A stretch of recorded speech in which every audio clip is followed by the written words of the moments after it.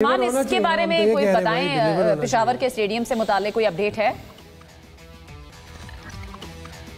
हाँ, मैं इसमें थोड़ी सी क्लैरिटी दे देता हूँ। यहाँ पर पाकिस्तान क्रिकेट बोर्ड की जो मैनेजमेंट कमेटी थी और जो पीएसएल की कमेटी बनाई गई थी, उन्होंने बाकायदा तौर पर अरबाब नियाज़ स्टेडियम का विज़िट किया था, क्योंकि आपको पता है कि इंटरनेशनल प्लेयर्स यहाँ पर आते हैं और उनका एक डेकोरम और एसओपी बनाया हुआ होता है कि ये फैसिलिटीज़ ड्रेसिंग रूम्स के अंदर होनी चाहिए, सिक्योरिटी के अच्छे इक़दाम होने चाहिए, लॉजिस्टिक्स की प्रॉब्लम नहीं होनी चाहिए। ग्राउंड बेशक तैयार हो गया है, लेकिन अभी जो अंदर उनके हॉस्पिटलिटी रूम्स हैं और जो स्टैंड्स हैं, उनका प्रॉपर से अभी तक रास्ता नहीं बना है और अंदर जो सीटिंग कैपेसिटी है वो भी लगभग तकरीबन सारी चेयर्स लग चुकी हैं। लेकिन प्रॉब्लम यहाँ पर आ रही थी कि टीमों को कहाँ पर स्टे करवाना है और जो ड्रेसिंग रूम्स हैं उनकी कंडीशंस कैसी हैं, और फिर उसके अलावा जो कमेंट्री बॉक्स हैं वो कैसे हैं, उनकी कंडीशंस कैसी हैं, और बाहर के जो हालात हैं, जो बाहर रोड्स हैं उसके इर्द गिर्द वो किस तरह की चल रही हैं। तो उस हवाले से पाकिस्तान क्रिकेट बोर्ड ने जो केपी गवर्नमेंट थी उनको कुछ हद तक टाइम भी दिया था और उसके अंदर कहा था कि आप इसको अगर आप जल्द कर सकते हैं तो हम कोशिश करेंगे कि एक एग्जीबिशन मैच कम से कम हो जाए, क्योंकि जो पीसीबी की तरफ से हमें बताया गया था वो ये बता रहे थे कि अभी जो स्टेडियम है मुकम्मल तौर पर तैयार नहीं हुआ कि उसके अंदर कोई इंटरनेशनल या पीएसएल लेवल का मैच करवाया जा सके। हो सकता है, हम ये उम्मीद कर रहे हैं कि अगले सीजन के अंदर पेशावर ज़ल्मी की टीम अपने जो मैचेस हैं वो होम ग्राउंड में खेलती नजर आएगी, और जब टीमें भी बढ़ जाएंगी तो फिर होम एंड अवे, जिस तरह यासिर भाई बात कर रहे हैं, तो तकरीबन अगर 8 टीमें होंगी तो 8 में से कम 5 या 6 टीमें ऐसी हो सकती हैं जो अपने होम एंड अवे की बुनियाद पर खेल सकती हैं। बाकी जो 2 टीम्स रह जाएंगी अनफॉर्चुनेटली वो किसी न किसी को अपना होम ग्राउंड बनाएंगे। राइट। अच्छा, वैसे एक और भी चीज़ है, कराची के स्टेडियम में जब भी मैचेस होते हैं तो वहाँ पर एक शिकवा होता है कि जी लोग नहीं आते। इतना आप मतलब ज़ाहिर है इतना इंतजाम करते हैं सब कुछ, उसके बावजूद भी अगर लोग देखने नहीं आएंगे तो फिर क्या फ़ायदा। अच्छा, कराची का एक और स्टेडियम बन रहा है, इसको मुझे मेरी तस्दीक कर ले अगर ये मैं गलत, बहरिया में कोई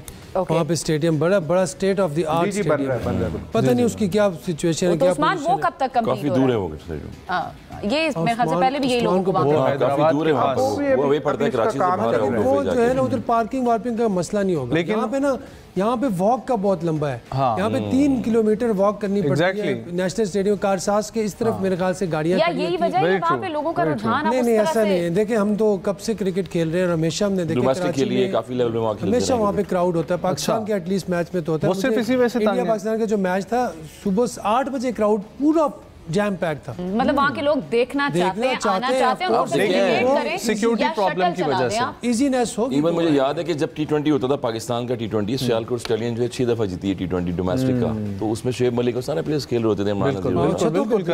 उसमें पूरा क्राउड फुल आता था। बिल्कुल आप सही कह रहे हैं। मुझे भी ये चीजें याद हैं कि जब उस वक्त कराची डॉल्फिन, लेकिन ये शटल चलाने की जरूरत है वहाँ पे, ऐसे कोई शटल सिस्टम हो या कुछ भी हो, क्योंकि आपने देखे नेशनल बैंक स्टेडियम भी इतना कमाल का बना हुआ है, आपने उसको भी तो डंप नहीं करना ना, उसको भी यूज में रखना है। 3 ही वेन्यूज हैं, उसमें से एक में क्राउड ना आए, उसके लिए प्रॉपर्ली एक इंतजाम किया जाए।